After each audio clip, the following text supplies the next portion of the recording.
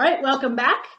Today we have a topic that came directly from LinkedIn. It was a comment that was posted under one of the previous conversations we've had about toxic relationships in the workspace.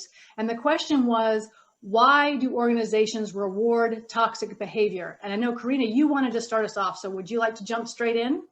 Yeah, no, because my immediate thought was, because I don't think we should tar everybody with the same brush. So I think, it is important to make clear that not organizations do that.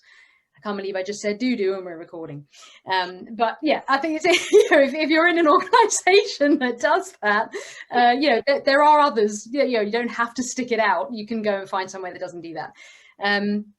But yeah, no, at the same time, certainly there are scenarios that play out where, bad behaviors, you look at and think it's not the right thing, but you're rubbing everyone up the wrong way. And yet somehow the more senior leaders or whoever it is seem to pull that person out of the ranks and go, come up, join us. And you think, what? Why? So yeah, I can see how that does happen. Yeah, I worked in a toxic environment, and my boss actually told me, you think it's bad here, try going somewhere else, because she didn't want to lose me. And when I did leave, they had to hire 2.5 people to replace me.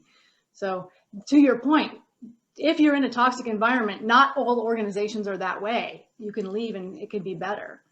Yeah, and certainly don't get emotionally manipulated into staying. That would be, the minute they say something like that, leave. That's a huge red flag, toxic environment. So why is it that it seems like the toxic people are the ones that get the invitation to get promoted, or who are really good at spinning their story so that they get a higher seniority job at their next position? I think you hit the nail on the head. They spin. They steal ideas, perhaps. They manipulate numbers. They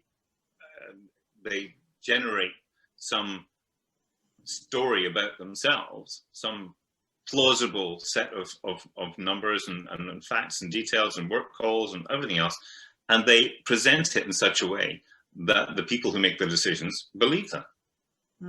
Because the people that make decisions are often not the people who witness that toxic behavior firsthand. So are we saying that toxic behavior is rewarded because the person being toxic is a good liar? Is that what we're saying? I think it's partly about visibility. I think there is a piece in here about the fact that, particularly us Brits, we have a tendency to assume or want to assume that, well, if my work's good enough, somebody will notice and then I'll be promoted, and the truth will out. It won't. Unless you put something out there and play the game and give yourself an edge. When I say play the game, I don't mean in a manipulative, stealing ideas fashion, but there are ways to get your ideas across so that you're actually going, look, by the way, I am quite proud of this. Have a look, see it, because I think there probably are better suited people, but maybe those people aren't as visible, and the leaders just haven't seen that they're capable of doing this job. So it might be that those who are willing to play nasty, essentially, are also willing to shout about it and say, look at me, and therefore they get more of the attention in the first place. It's a combative nature. It's the competition, and you have to recognize as a manager, if you're creating that culture where you're allowed to do that, of you're giving them the space to fight against each other. If you're creating that win-lose situation rather than a collaborative space, no wonder people form that toxic way, because it does filter down through organizations.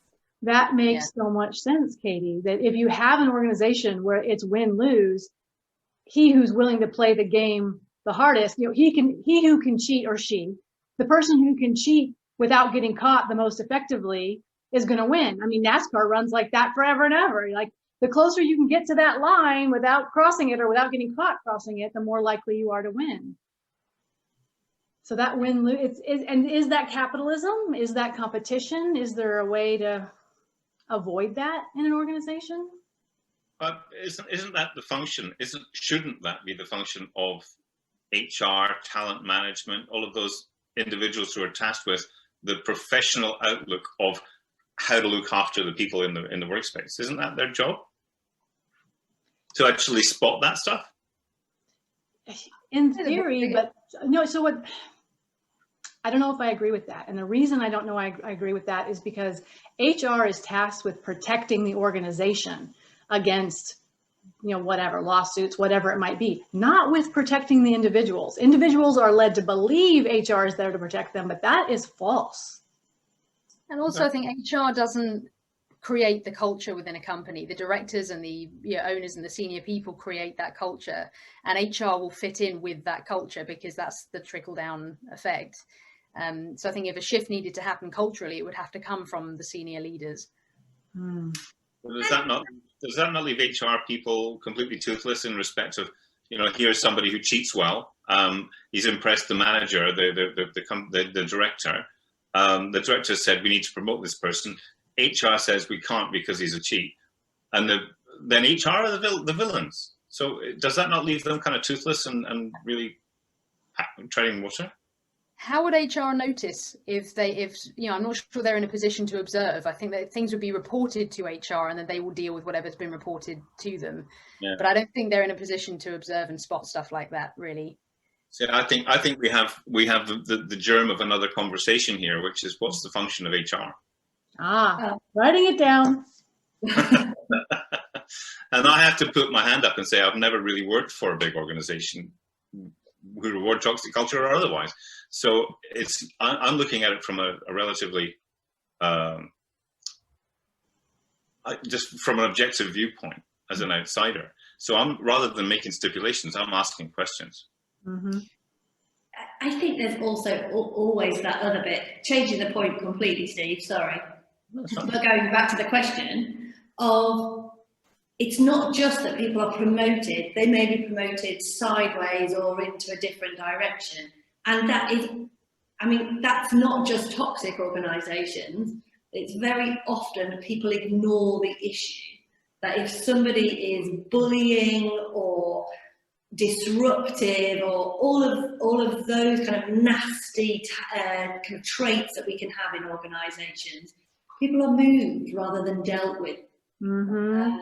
And I think that creates a culture of lack of trust, if we can say that that's a toxic workplace. When you go, deal with these people, don't keep paying them lots of money. And you create cultures like that because it's easier to move them. And the fallout from that is that when someone who works under someone like that sees them just get moved rather than dealt with, your good employees are going to leave. They're not going to stay and put up with that. Or they're going to say, that's what I have to do to get on. Yikes. And you can create accidentally cultures that say, I won't do the right thing for the organisation, I'll do the right thing for me. Mm. But that's KPIs and all sorts of weird and wonderful economic behaviours that we put into organisations, and you can create these toxic cultures. And short-term toxic behavior wins. It's the long game where toxic behavior really creates a problem. And so if you've got a short-term look and, what is the next 3 months or the next 6 months, having that toxic person in there, we talked about it before when we talked about toxic behavior, you can have a really, really good performer who is just horrible for the team. And then you have to decide, are you going for 3 months or are you looking at the year, 2 years, 5-year plan? Mm. And I think, unfortunately, especially organizations that have stockholders that they have to be accountable to, short term has become much more important. Even if, no matter what they say, I feel like short term is more important. We're coming around to the notion now, it sounds to me as though we're coming around to the notion that if there is a capitalist ideal and organizations fit to that capitalist ideal, then there's a better chance that toxic behavior will actually be, at least in the short term, rewarded rather than punished. Yeah.